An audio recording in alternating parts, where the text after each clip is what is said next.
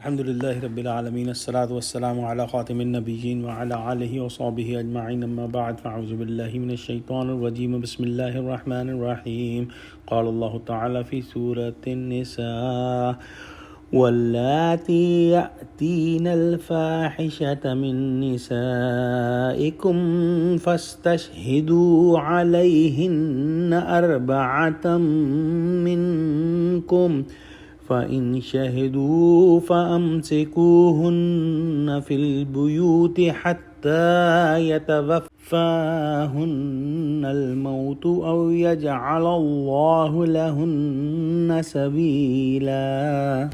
ترجمہ: مسلمانوں، تمہاری عورتوں میں جو بدکاری کا ارتکاب کر بیٹھیں ان پر اپنے لوگوں میں سے 4 شخصوں کی شہادت لو۔ اگر وہ ان کی بدکاری کی گواہی دیں تو ان عورتوں کو گھروں میں بند رکھو یہاں تک کہ موت ان کا کام تمام کر دے یا خدا ان کے لیے کوئی اور سبیل پیدا کرے۔ پچھلی آیتوں کے اندر یتیموں اور جو میراث کے بارے میں قوانین تھے ان کو بیان فرمایا۔ اب اللہ سبحانہ و تعالی دیگر احکام متعلقہ اقارب کو بتلا رہے ہیں۔ پہلے عورتوں کے متعلق چند باتیں ارشاد ہوئی ہیں جس کا خلاصہ یہ ہے کہ عورتوں کی تادیب اور سیاست ضروری امر ہے اور ان پر کسی قسم کی تعدی اور ظلم بھی نہ کیا جائے۔ اہل جاہلیت کے یہاں عورتوں کی بابت دونوں باتوں میں سے بہت بے اعتدالیاں ہوتی تھیں، اور اس آیت میں تادیب کے متعلق حکم ہے کہ اگر کسی کی زوجہ کا مرتکب زنا ہونا معلوم ہو تو اس کے لیے 4 گواہ مسلمانوں میں سے عاقل، بالغ، آزاد قائم ہونے چاہیے۔ اگر 4 آدمی گواہی دیں گے تو اس عورت کو گھر میں مقید رکھنا چاہیے۔ گھر سے باہر جانا اور کسی سے ملنا انتظاماً بالکل روک دیا جائے یہاں تک کہ وہ عورت مر جائے یا اللہ اس کے لیے کوئی حکم اور سزا مقرر فرمائے۔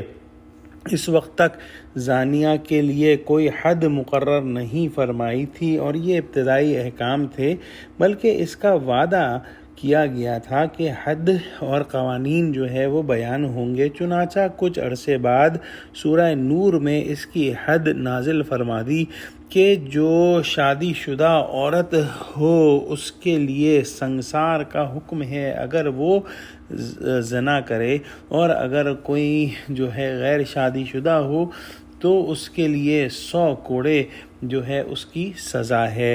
انشاءاللہ یہ احکام ہم سورہ نور کے اندر پڑھیں گے۔